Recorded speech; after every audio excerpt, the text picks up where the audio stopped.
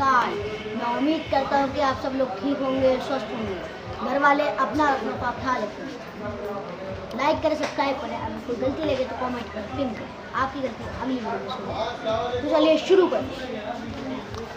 कार्ले dent ये एक ऐसा व्यक्ति है जिसने अपने पूरे सिंपल भाषा में कहें तो मोहल्ले वरना सोसाइटी में पूरा अपना जज्बा बनाया। इसकी लपटें इतनी तेज थी, इसकी अच्छाई की लपटें इतनी तेज थी कि आप सोच सकते। जैसे जंगल में आग लगती है, उसकी लपटें जितनी तेज होती है, इसकी अच्छाई की लपटें भी नहीं होती। पर इसकी अच्छाई के पीछे कुछ और है जो लोगों के सामने आना बाकी है।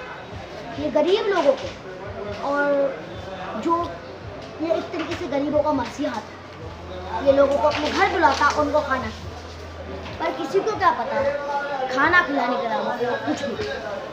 अब क्या करता है, एक भिखारी 1984 में पुलिस के पास जाकर बोलता है 21 दिसंबर 1984 कि कार्ले डेंके ने मुझे सर पर वार करा, मेरे ऊपर हमला करा।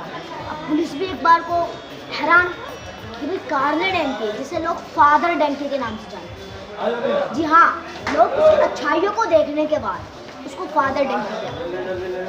अब फादर डेंके कहीं भी कोना, उसने पूरे मोहल्ले में अपनी छवि बनाई।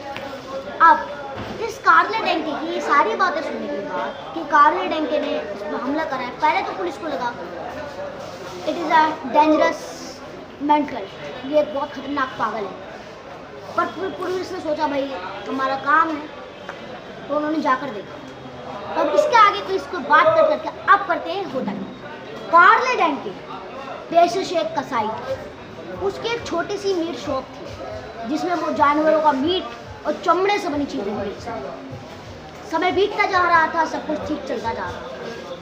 और अब आता है 1984।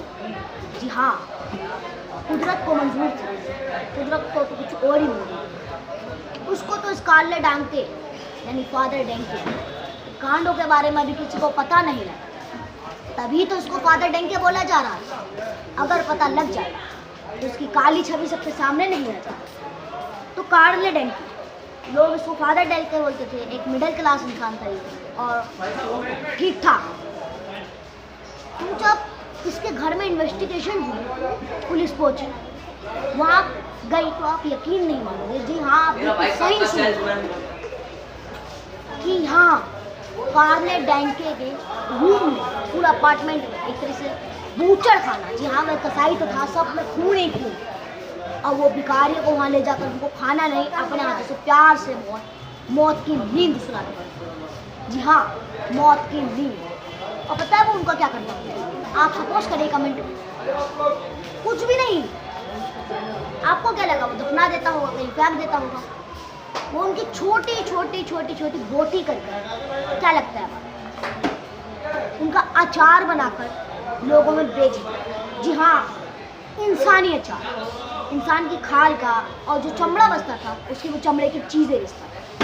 उसके अपार्टमेंट में कल 300 बोन्स यानी 300 इंसानी हड्डी, 240 इंसानी दांत।